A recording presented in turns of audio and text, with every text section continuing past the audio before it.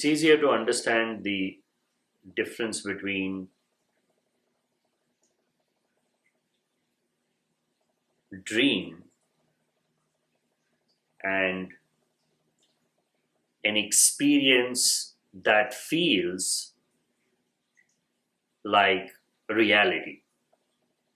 What exactly is the difference?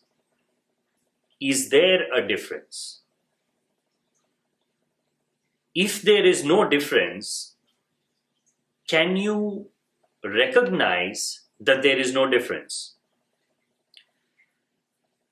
The problem in trying to distinguish between dream and reality is we have no clear definition of either. We don't know how to exactly separate a dream from reality, if it can even be separated. Because what feels like real, what we perceive as reality, is an extension of the dream. The dreamer is still there. The dreaming is still there. What is a dream? In its simplistic form, it is a flow of thoughts. Can there be a dream without thoughts? What is the meaning of a dream without thinking? So when you're thinking, you're dreaming. When you're dreaming, you're thinking. Where is this thinking happening? How you are interpreting this thinking is what separates dream from reality. If this thinking happens while you are asleep, and if you interpret it after waking up in the morning, then it's a dream. If thinking is happening during the day, and you're able to interpret it just after the thought has passed, then it's real. You look at a sunrise or a sunset, you look at a tree, you look at a bird. There is thinking. You're not just looking at a physical object, you are also interpreting an experience. That is what constitutes an experience of reality. That is what we recognize as, oh, this is real. If the exact same thing happens in the dream, in exactly the same way, you're there looking at something, there is an internal conversation going on, there is a recording of experience. Everything is exactly the same. There is no difference at all.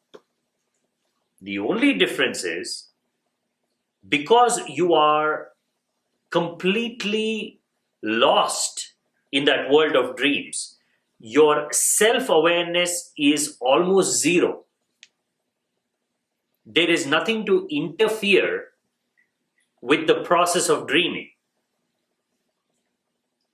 Your self-awareness is so far away. It's so many hours into the future. You are in the dream now. So by the time your self-awareness comes back and you reflect on this dream, if you happen to reflect on it, there is a gap already. That gap makes it feel like that was just a dream. But while you were experiencing the dream, it was real as any other experience. How do we know this? Because even real experiences, the longer the gap, the more dreamlike they appear. If you're able to recollect an experience right now, immediately after it has happened, it feels real. It feels more physical. But if you were to recollect the same experience after, let's say a few months or a few years, there is a dreamlike quality to it. The recollection is fuzzy. You don't remember all the details. You just remember the most basic residual impact of that experience. Pain, pleasure, how it made you feel. While the experience was happening, it had a whole range of emotions. But when you're recollecting it, you are only recollecting the sharpest, the most stinging of emotions. It could be either positive or negative. So, to be able to understand the difference between dream and reality, we have to understand what is recollection, what is memory, and who is the dreamer. If we assume that the dream is happening in the body, the dream is just a small part, small extension of the body, then the whole point is missed.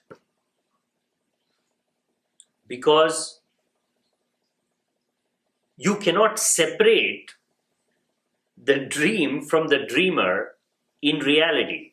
Only in thought you can separate it. Only as an idea, as a concept, you can separate the dream from the dreamer. In reality, it is impossible because the whole concept of the dreamer itself is part of the dream. When you say, I am dreaming, conceptually, it feels like you are separate and the dream is separate. But in reality, when you say, I am dreaming, I is a dream, am is a dream is a dream. The whole thing is a dream. Because you are a part of the dream,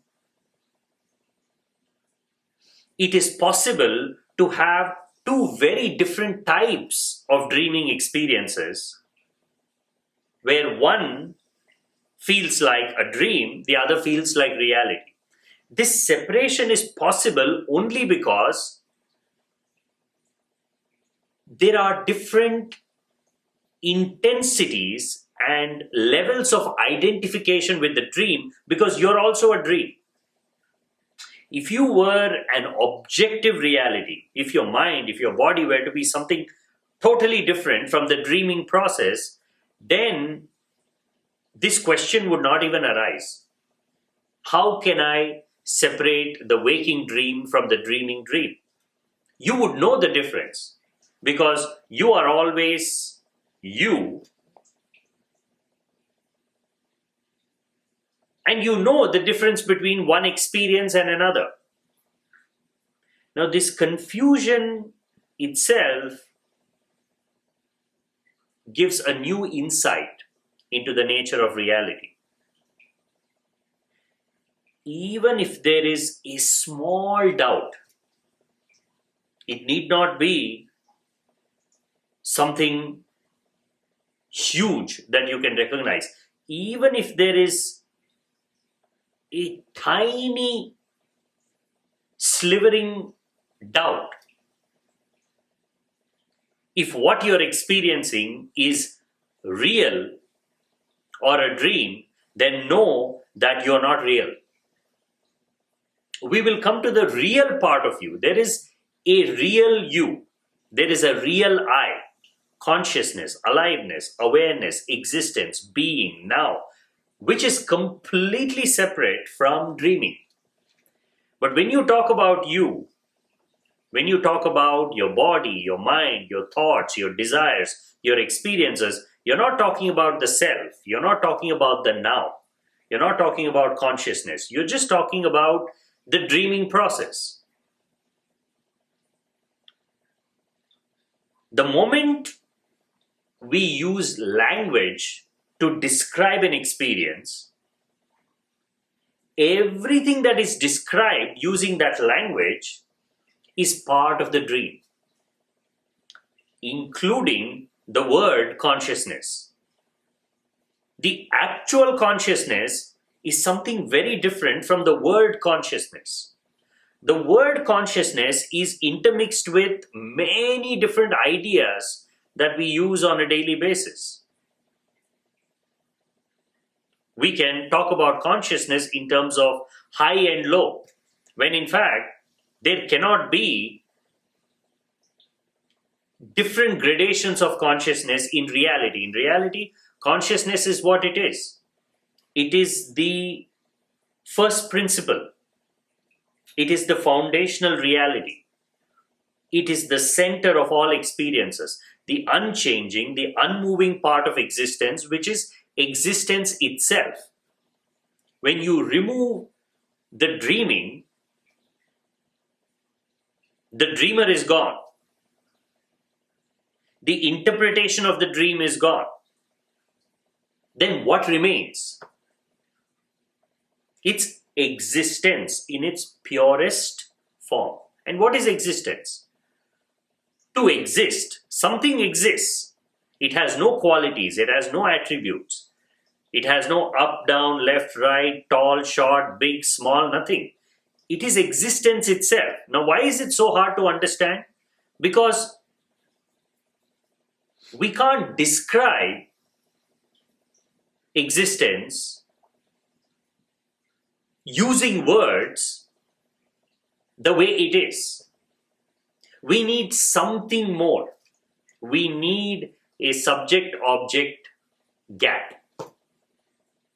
But in existence, in consciousness, there is no subject, there is no object. It is just aliveness in its purest sense. Like you're underwater, and if the water is crystal clear, pure, and if you're able to see underwater without your eyes hurting, you won't see the water at all. Fish don't see the water. In fact, they don't even know that they're living in water.